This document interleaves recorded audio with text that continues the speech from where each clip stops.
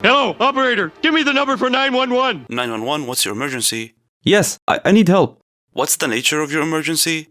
I need to take down Gen 5 with level 10 Pokemon. Hello? Hello YouTube, and welcome to my new challenge. In my last video, I decided to try and take down Pokemon Soul Silver with only level 10 Pokemon. I suggest you watch this video first if you haven't done so already. I believe the same Pokemon strategy can still work, but I decided to try something different. I would like to say that taking this decision is the dumbest thing I've ever done. It's not true, but I would just like to say it. Also, if you stick around, there's a surprise at the end of this challenge. Just to go over some of the changes in Gen 5, for all the ignorant people out there that I'm definitely not one of them, in this gen, attack type depends on each move, Pokemon now have abilities, hidden abilities, plus new held items added to the game, and I thought calculus was hard. Is it too late to switch to Pokemon Crystal? The rules are still the same. I'll be playing the no XP version of the game to keep my Pokemon at level 10, infinite rare candies, or we might just call them candies at this point, and I'll be using them to level up my Pokemon. I can have higher level Pokemon, but I can't use them in battle.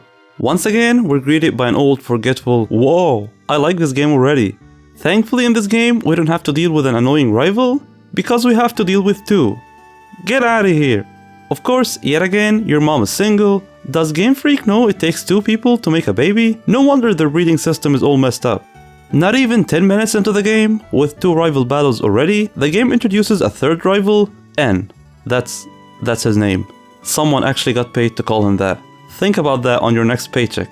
Rival battles happen so much in this game, I'm not even going to call them that anymore. From this point on, I will refer to them with the first boring chore that comes to mind. We get the running shoes, take out the trash, take the passage, and challenge our first gym leader. Well, one of them. The first gym leader is easy enough as my HM slave takes down his Lilipop, and my monkey takes down his monkey. After defeating one of the weird triplets, we get a badge that we don't care about to make level 20 Pokemon obey us, which we don't need. We then run into this stranger, and as you normally do with people you just met, she invites us to her bedroom for science. Literally. White Team Rock. I can't use that here. Bad guys. I was actually excited to get the Sea Gear, which is something you will probably never hear, because now we can trade with Pokemon Black and White games. The next few Pokemon are found in the two versions of the game, but require the national dex. So after some breeding and trading between Black and White, I got the following: Aaron for Magikarp, Hippopotas for Magikarp, Venonat for Magikarp, and Kangaskhan for Magikarp. Where did I get all these Magikarps? I traded for them. Totally worth it. Just like in my last challenge, I won't go over the breedings in details, but feel free to ask me how I got any of my movesets in the comments section. After finishing all my tradings, we take out the trash. Yeah, I'm right behind you. I realized I needed to catch a Roggenrola, so I was forced to come back, but I handled the situation as a responsible grown-up and decided to avoid him completely. He's standing right behind me, isn't he? We take a tour at a normal museum. Dead Pokemon, dead rock, an actual gym, dead Pokemon. Wait, what? There is no way that gym leader is still alive. Second gym battle. Part of my strategy I have in mind only works as my opponents get stronger, so for now I do the following. I put Herdier to sleep, followed by two toxic spikes. After it takes out my Venonat and my Hippopotas, I go for Aaron and force him to switch with Roar. Watchog misses Hypnosis twice as I waste time with Protect. By the time it gets me to sleep, it dies to Sandstorm and toxic damage. Aaron wakes up on 1 HP as it resists all of her Pokemon attacks, and I manage to use Protect, which was enough to take down her Herdier as I go down myself. A bunch of useless gatherings later, this way? Sure, I forgot something. I wasn't running. More bad guys later, I take the smoke ball to help me escape wild encounters and then head to the gym. Where was I? Turns out this annoying guy is the third gym leader. I get his first Pokemon to sleep, then set up toxic spikes. I even managed to get it confused before switching out. With his steel type resistance, Aaron manages to take out his Whirlipede. It's a stalling game from here on out. Are you familiar with the term haul ass? This is when you hurry up or go really fast. What I do here is the exact opposite. I might as well call it stall ass. One annoying rival later, we head to... A few bad guys later, we get the bike. I catch a cottonee, a male and a female, and now that breeding is available, I have added two more Pokemon to my team, Cottonee and Roggenrola. I had to make sure that Cottonee has the ability Prankster, which is an ability that adds priority to any status move. So think of any move that I will use with Cottonee as quick attacks. I can outspeed any non-priority move even if I'm only a level 10. This Pokemon will become really useful as I progress through the game. N takes us to the top of this Ferris wheel to tell us he's an evil boss, and since I'm afraid of heights, I was okay with that. He can be the next James Bond villain for all I care, as long as they get me down. If you meet someone who tells you they like this gym, he's a psychopath and you should stay away from them. I start by putting her Pokemon to sleep thanks to Quick Claw, followed by Toxic Spikes. The Toxic Spikes are for her last Pokemon. Once Venonat goes down, Lady first goes for Attract, followed by Substitute. It fails to attack on my second Substitute, so I go for Leech Seed, and all I have to do now is wait for Leech Seed to take it down as I use Substitute again whenever it breaks. Keep in mind that all these moves are affected by Prankster, so I always go first here. I believe she has Quick Attack, but she never used it once. First Pokemon is down, she goes for her second Emolga, which happens to be a female, so Attract won't work here. I use Leech Seed, and having Leech Seed up while using Substitute is enough to kill her, but my Substitute's PP runs out, so it takes me down. However, Kangaskhan buys enough time for her to go down. Last Pokemon remaining, and he's badly poisoned thanks to Toxic Spikes, and now takes damage from Sandstorm. Hippopotas alone was able to take her down, since she can only attack me with Quick Attack. With that, the 4th gym is down. After going for over 4 minutes without any rival battles, the game gives us another one. We then bully preschoolers. If you ever feel like you're bad at Pokemon, just look at the people you get partnered up with in this game. Luckily, only half of battling is skills, the other 90% is luck, so we managed to get through. Cutscene, more bad guys. I'll be right back. What is wrong with you people? I'm just a kid. I'm still going with the stalling strat, so once again I get his Pokemon to sleep as I set up Toxic Spikes, and the first Pokemon goes down to my Cottonee as I use Attract, Leech Seed, and then keep my sub until he goes down. Excadrill is next, and the first battle went well for me that I still had 4 substitutes left, so I managed to repeat the same thing. By the time Excadrill goes down, I run out of substitute PP, but that is more than enough as his last Pokemon is badly poisoned and now takes damage from Leech Seed. Kangaskhan takes it down in one turn as the poison damage stacks. The professor catches up to us, tells us about electricity, circuits, history, and gives us the lucky egg. Everything you just said annoys me. I take Bright Powder before heading to the next gym. If you meet someone who tells you they don't like this gym, he's a psychopath and you should stay away from them. At this point of the game, I decided to focus on my second strategy, so I use a breeded Aaron that I kept at level 1 and gave it the item Shell Bell. The level 10 Aaron is only intended for the early game. That's because the stronger the opponent and the weaker I am, the better it is for me. She starts with Swoobat as I use Leech Seed. Once again, this is considered a priority move thanks to the ability Prankster. After that, I switch to Aaron and use Endeavor to take her Swoobat to 1 HP, and then it dies to Leech Seed's damage as I recover to full health due to Shell Bell.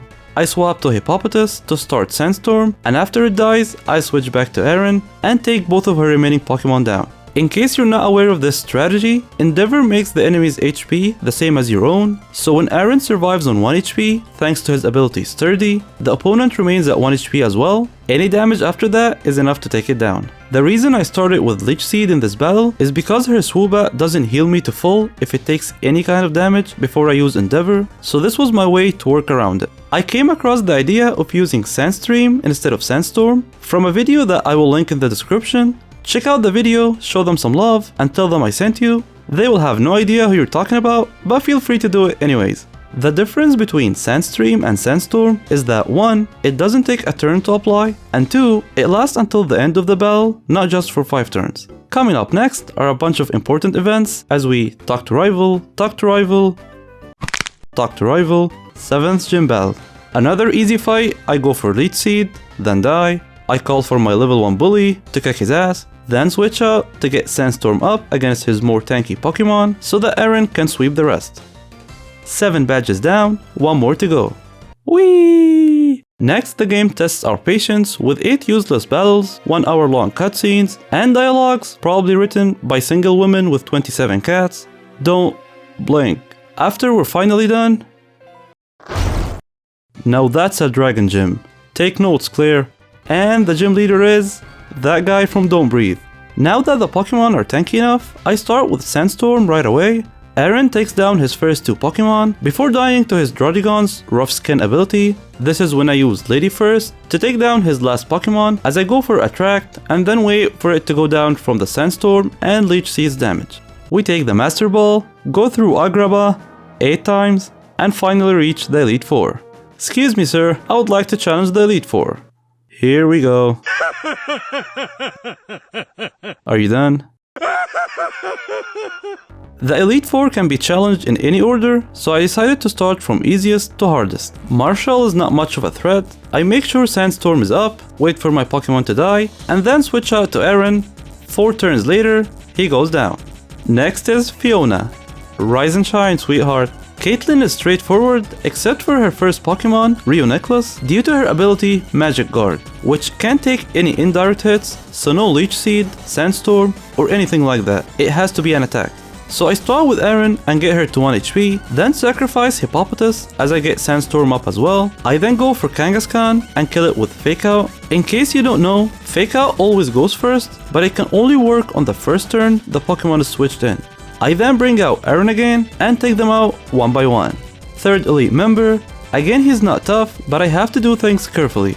This time I start with Venonat and make sure I go first with Toxic Spikes. I don't bother putting it to sleep or even stack them. Once that is done, I make sure Sandstorm's up, 2 of my Pokemon are down. I then bring Eren and take down his Crafty.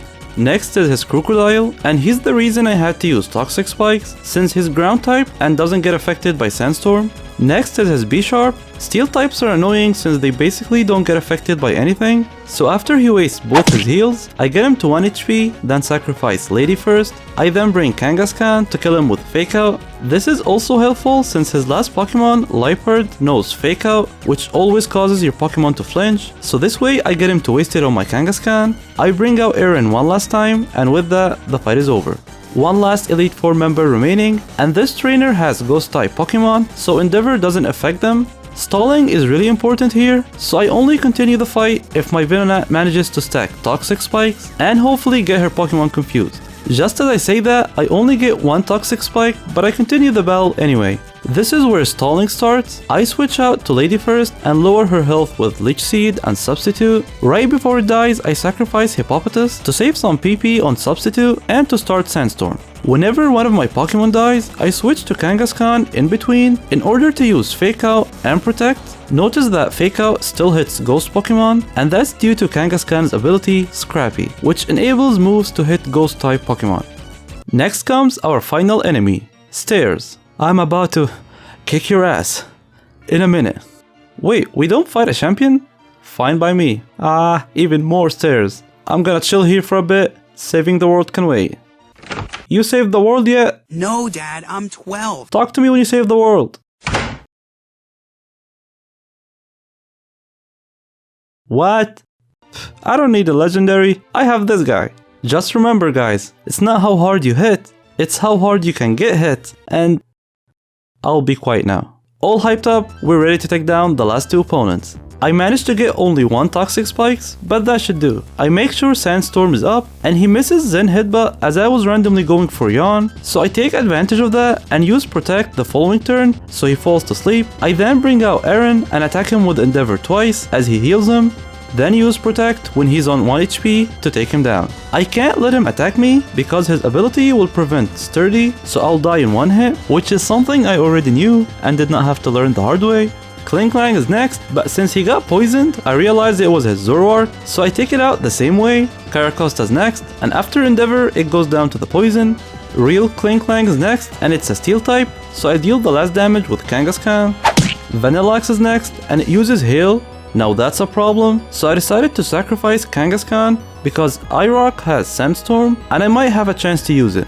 Things work out, not only do I get to use Sandstorm, but I kept on using Hail again, so after we get stuck using the same 2 moves, he dies to the stacking damage. 1 final Pokemon remaining, and with Sandstorm up, Eren takes it out easily.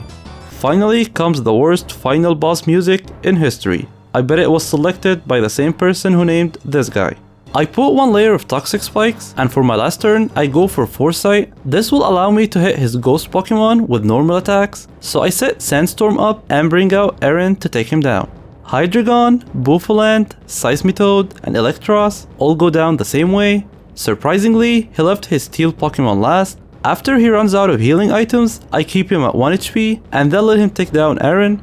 And with that, the game is completed, but I decided to do something crazy. I'm going to try Pineapple Pizza this weekend, but also I'm going to try to defeat the Elite Four a second time. First thing I do is breed a level 1 male Cottonee and teach it the TM Double Team. I want to point out that Cottonee learns Endeavor as well, but that would make it too easy, and I wanted to give the poor guys with level 70 plus Pokemon a chance. Got nothing to say now, huh? Thought so. Marshall is first. I can get a status effect by his Breloom's ability, so I reset if that happens. His Mienshao is next, and since it knows Fake Out, I had to switch first before taking it down. Once that is out of the way, he doesn't have any other Pokemon that is a threat, so I take them all out the same way. I wake up Caitlyn again, and this time she's really annoying. Caitlyn now has 2 steel types on top of her annoying Rio necklace with the ability Magic Guard, so I will run out of Pokemon if I had to swap to Kangaskhan every time.